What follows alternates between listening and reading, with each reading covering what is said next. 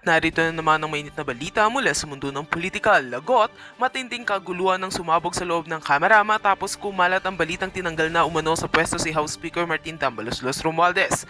Ayon sa mga unang ulat, ilang miyembro ng Kongreso ang biglang nagsagawa ng special session kung saan tinalakay ang umano'y kawalan ng tiwala kay Romualdez.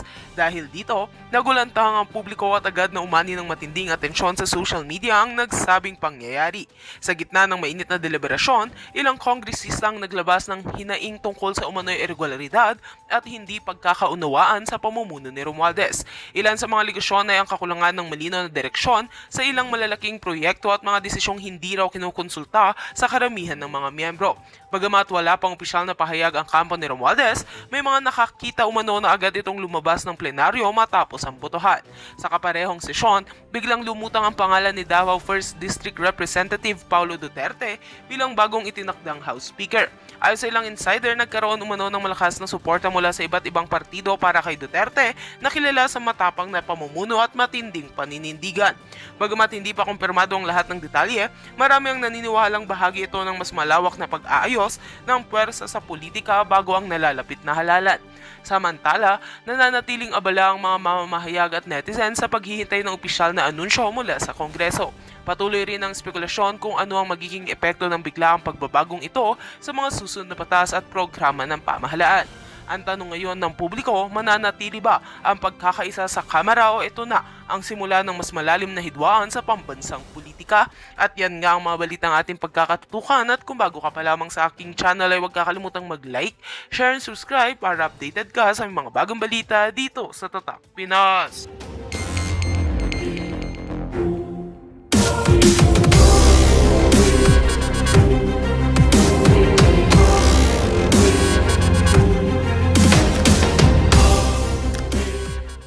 How can we expect impartiality when those who sit in judgment are the very same people who compete for and corner government projects worth billions of pesos? Session suspended. Ano yan, madam? Lokohan? Session resume tapos session suspended. Ano kayo mga siraulo? Nako, matindi ho itong mga kababayan. Rigo doon sa House of Representatives, panoorin ho natin. Parang mapapalitan na ho ata itong si Martin Romualdez ngayong araw na to. Ito, gang. Wala ho itong audio. Kumbaga, antabay lang ho tayo kung ano yung mga susunod na kaganapan dyan sa House of Representatives. Nag-uusap-usap po yung mga congressman eh. Tayo naku-curious ano kaya pinag-uusapan itong mga buhayan na to, di ba? Ayan ho sila mga kababayan. Magsisession sila tapos biglang isususpend eh. Di natin alam kung ano nangyari. Nagkagulo ba sila, di ba? Abangan natin mga kababayan. Ayan. Oh. Eh, sana meron na mag-move para ibakantehin ng pwesto ng speaker, no? Para at least kung saan man ano man mangyari diyan sa mga susunod na kaganapan diyan, yung pagdinig sa mga flood control issue yung tipong matalakay na talaga ng puspusan, yung tipong whitewash ika nga ni Atty. Rodriguez nagkakaroon ng cover up di ba? Dito sana sa bagong pamunan ng House of Representatives dito yung mga dokumento, kagaya ng mga dokumento sa small committee, yung mga napag-usapan sa BICAM, mga napag-usapan nitong si Zaldico at nitong si Itzela Kimbo, sana maibigay sa sambayan ng Pilipino, mailabas sa mga pagdinig na magaganap. Kasi pagka napalitan ho yan, automatic ho yun Pati yung mga chairmanship ng mga komite, kailangan hindi natin alam, pagka-retain yung mga kasalukuyang chairperson ng mga komite, napakalaki yung kabalintunan yan. Ibig sabihin, naglokohan na naman ho tayo, di ba? Kasi ba't pa tayo magpapalit ng speaker, gayong hindi rin nang pala natin papalitan yung mga chairperson ng mga komite, di ba? Tayo natin, ayan na, mag-uumpisa na. Wala, ayan. Pagka linagay na ho yung yung pamalo na yan, Yan yung hudyat na magkakaroon na talaga ng mabuti-buting development ngayon. Siguro napipressure na rin itong si Romualdez, so sobrang nai-stress na siya. Kasi mayat maya yung banggit sa pangalan nilang dalawa nitong si Zaldico. Ayun pinokpok yung yung martilyo. Ano nangyari? Ano nangyari doon? Pagka-resume, suspended kagad. Session resume. Session suspended. Ano yan, madam? Lokohan? Session resume tapos session suspended. Ano kayo, mga siraulo? Tinatanong ko ano yan? Session resume. Pagpukpok mo, session suspended. Ulitin natin. Ito, lokohan. Lights, camera. Action, Session resume. Session suspended. Ano yun? Para saan Session yun? resume. Session suspended. Ano yung parang tanga lang, ganun? Session resume tapos session suspended? Lang yan, pinagod nyo lang si kuya. Lang yan talaga itong mga to. Session resume tapos session suspended. Forward natin. Mga walang yang to, pinagluloko nyo sa bayan ng Pilipino, daming nag-aabang. Ito, lipat na. Ito, game. Totoo na. Game na. Session resume. Majority Leader. Madam Wag Speaker, mo I move that isususpend we yan, take up langya ka. additional reference of business. The Secretary General is directed to read the titles of the bills Excited and na ako dito kay resolutions. Congressman Kiko Barzaga. Additional reference of business bills on first reading. House Bill 4530, enhancing the medical access of OFWs and their families. To Representative Macapagal Arroyo. to the Committee on Health. House Bill 4531, institutionalizing the Abang. annual grant of the World Teachers' Day Incentive Benefit for public school teachers by Representatives Gonzales, Christopher Sheen, and Libanan. To the Committee on Basic Education and Culture. Tuloy natin.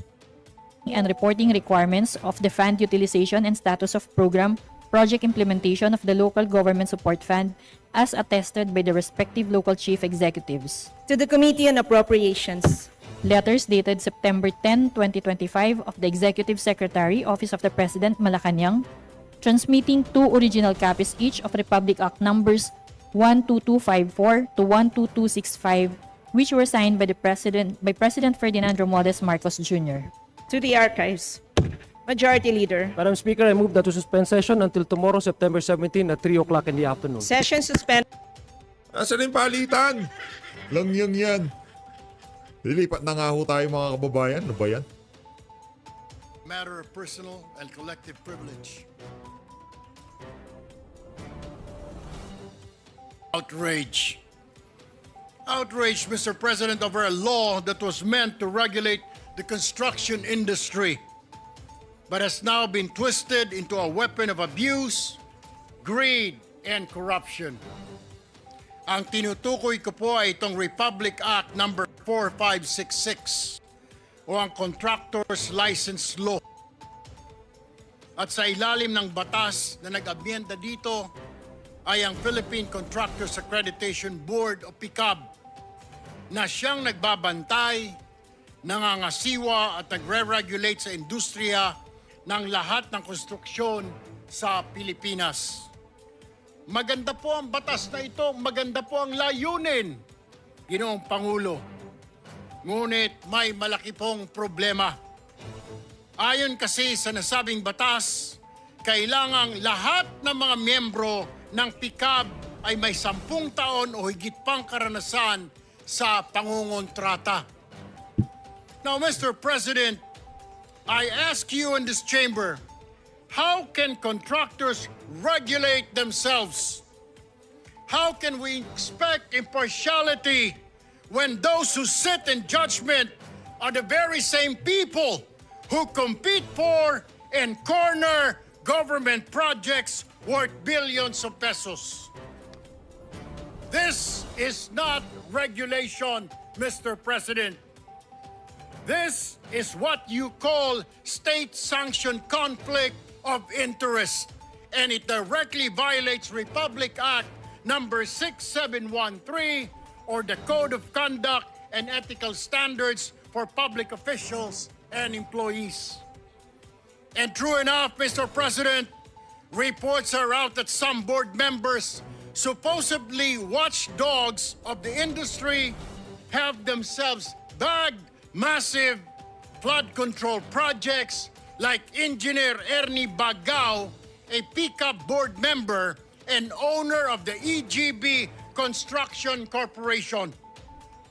This construction company, according to President Marcos, bagged 7.7 billion pesos worth of flood control projects from 2022 to 2025. And these projects are not only tainted with allegations of overpricing and substandard work, but some are outright ghost projects. EGB Construction Corporation reportedly also owns Wow Builders, who is said to be behind several ghost projects in Bulacan, Mr. President. Ang isa pang opisyal ng pickup na si Engineer Arthur Escalante ay nabanggit din ni Senador Ping Lacson na nakakuha ng malalaking kontrata sa pamahalaan. Tell me, Mr. President, paano magiging patas ang isang board o ahensya kung ang mga miyembro nito, opisyales, ay sumasali at nananalo sa bilyong-bilyong kontrata ng gobyerno, lalo na sa mga flood control projects na ngayon ay nalulubog sa kontrobersiya, anomalya at katiwalian. PICAB is silent because how can they investigate themselves? How can they police their own ranks when the law itself did not explicitly prohibit its officials to stop its construction business? Mr. President, let's stop sugarcoating. This is corruption in broad daylight. Mr. President, this cannot go on. We have to ask ourselves, should contractors still dominate PICAB? Should those who accredit and regulate be the same people who rake in government contracts? Should we impose a total ban on PICAB members and their companies from bidding in public works while in office with a strict cooling-off period after? It is for this reason that I filed Senate Bill number 1373, or an act strengthening the contractor's license law, further amending for the purpose Republic Act number 4566 and for other purposes. Layunin po ng panukalang batas na ito na higpitan ang regulasyon ng mga lisensya ng mga kontratista. Sinisiguro din ito na ang miyembro ng PICAB ay madidiskwalipika kung siya ay may-ari o opisyal ng mga kumpanyang may transaksyon sa pamahalaan. Mr. President, the Filipino people deserve honesty, fairness in public works projects that truly serve their communities. Not this circus where regulators double as beneficiaries, where laws are exploited and where corruption festers under the guise of legality. Ang Republic Act number 4566 ay naging bulok na batas na ginagamit sa pansariling interes. It was meant to protect the public, Mr. President, but now it is protecting the pockets of the few. Mr. President, it is time to slam the brakes on this racket. No more thieves involved in the creation of our national budget. No more regulations or regulators doubling as profiteers. No more flood control projects that serve as cash cows for the few, while millions of Filipinos ay nalulunod at inaadod ng tubig baha. Enough is enough, Mr. President! We have to take action! Maraming salamat po at magandang hapon sa ating lahat. Thank you, Senator Erwin Tulfo. Mr. Chair, Mr. Majority President, Leader. we move to refer the speech of the gentleman to the Committee on Public accountability. Public Accountability and Civil Service, Your Honor, because there is corruption that is being mentioned and malfeasance, misfeasance. So it's usually public, it's Blue Ribbon Committee first, and then with Civil Service as secondary committee. I so move, Mr. President. All right, any objection? Chair is done. Motion is approved. May we recognize, I'm sorry, the good gentleman from Isabela and the Republic of the Philippines wanted to make a manifestation on the topic of Senator Erwin Tulfo. May we also recognize him, Mr. President? Senator Rafi Tulfo is recognized. Thank you, Mr. President.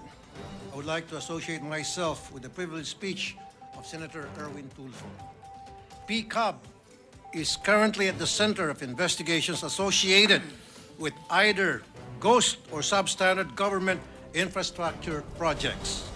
As the government institution tasked to strictly monitor licensed contractors, PCAB is in hot water as corruption, including under-the-table dealings, easily favors fly-by-night contractors and discourages honest contractors. PCAB, together with its parent agency, the Construction Industry Authority of the Philippines, or SIAP, should be made accountable with this mess. Hindi po sapat ang resignation ng ilang opisyal ng PCAB upang ayusin ang problemang ito. There should be major reforms to improve the licensing and accreditation process. I thank Senator Erwin for filing Senate Bill number 1373 to strengthen the contractor's license law, the law which requires all contractors, subcontractors, and specialty contractors to obtain license from the PCAB. In line with this, Mr. President, is a gentleman from Palawan, Ilocos, and Davao willing to answer a few questions. Sure, Mr. President. But before You may proceed. because Ilocos, my father is from Ilocos, my mom is from Davao, and he has a residence in Palawan. So, is that correct, Mr. President? That's true, Mr. President. Okay, before my question, Mr. President, I just need to make some point here. During the last hearing sa Blue Ribbon, I called the attention of the leadership of PCAB. Nasabi ko dapat yung mga opisyalis na yon ay ma-issuean ng whole departure order, particularly these people. Number one, Dr. Pericles Dakay, Engineer Arthur Escalante, Engineer Ernie Bagao, Attorney Herbert Matienzo, Attorney Marco Matt, and Doris Gacho. Ito po yung mga opisyalis ng PCAB para sa akin ay dapat maimbestigahan at kung kinakailangan ay makasuhan. Bakit kanyo, Mr. President, I found out na prior to May 12, 2022, ang sinisingil na para sa licensing fee ng mga contractor na nag-a-apply para maging contractor was 100 pesos. Again, 100 pesos. Pero noong May 12, 2022, naging effective yung RA 11711, amending the contractor's license law from 100 pesos, ito ay dapat ang sinisingil na ay 5,000 pesos. Pero gayon pa man, tuloy-tuloy pa rin ang paniningil nitong mga taga-PCAB ng 100 pesos at sino-shortchange ang government ng 4,900. Ang tanong, saan na pupunta yung 4,900 pesos? Kada aplikante ng mga contractor. Kaya nag-issue ang Commission on Audit ng report at sinasabing sila ay short ng 258 million pesos. At nung kinausap ko sa nasabing hearing, ito mga taga-PCAB, ang sinabi nila kasi nag-issue sila ng IRR at pinoward kay Presidente bago raw mai-implement yung 5,000 na singil. And I told them, hindi, kasi wala doon sa procedure, sa provision, na dapat magkaroon ng IRR para makasingil ng 5,000, gawing it effective after maipass yung RA 1171. 711. Ang sabi ng Presidente, kasi yun daw ang sabi ng kanilang mga abogado. So sabi ko, yung mga abogado nila siguro ay kailangan na mag-resign dahil hindi nila alam kung ano yung pinanggagawa nila. But anyway, Mr. President, my question to Senator Erwin, ano po yung mga salient features ng SBN 1373? Marami po, Sen. Rafi, Mr. President, ang meron itong Republic Act, or not Republic Act, but SB 1373. Narito po ang ilan dito, ang reorganisasyon po ng PICAB na ang kanilang mga miyembro na 5, chairman plus 4 po na miyembro, ay dapat po mga representante mula sa DPWH, Securities and Exchange Commission, at contracting industry at saka academe or civil society. At alisin na po yung mga kontratista na mga nakaupo po doon. Isa pa po, mas stricto na qualification para sa mga miyembro. Dapat po ang miyembro nito ay natural-born Filipino, residente po ng 8 taon dito sa ating bayan, at least 35 years old, na may maganda pong moral character. Disqualification cannot be an owner po, officer or stockholder of a construction company with government transactions. Dapat po wala kung siya po ay may negosyo. If a conflict of interest arises during his tenure, the member must divest interest within 30 days, Mr. President. Isa pa pong feature nito ay ang fixed term of office. Ang chairman at ang mga miyembro ay magsisilbi po ng 3 taon at wala na pong reappointment. Enhanced powers of PICAB. PICAB can now investigate violations motu proprio on its own or upon verified complaints. Ang nangyayari po kasi ngayon, Mr. President, hindi sila nag-iimbestiga dahil paano nila iimbestigahan ang kanilang mga sarili, Mr. President? At panghuli po, stronger accountability of contractors. Prescripted period of filing charges extended to 10 years.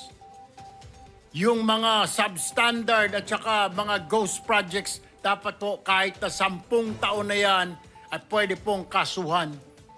Renewal after revocation of license may only be reissued upon proof, demonstrable financial and operating capacity, full satisfaction of losses, costs, and compliance with condition of revocation. Yan po ang mga salient features po ng naturang Senate bill. Mr. President. Mr. President, I'm looking forward na itong PICAB sa susunod na hearing, either Blue Ribbon o sa public accountability, ay mapatawag lalo itong mga opisyalis nila nang sa gayon magsagawa tayo ng malalim na investigasyon.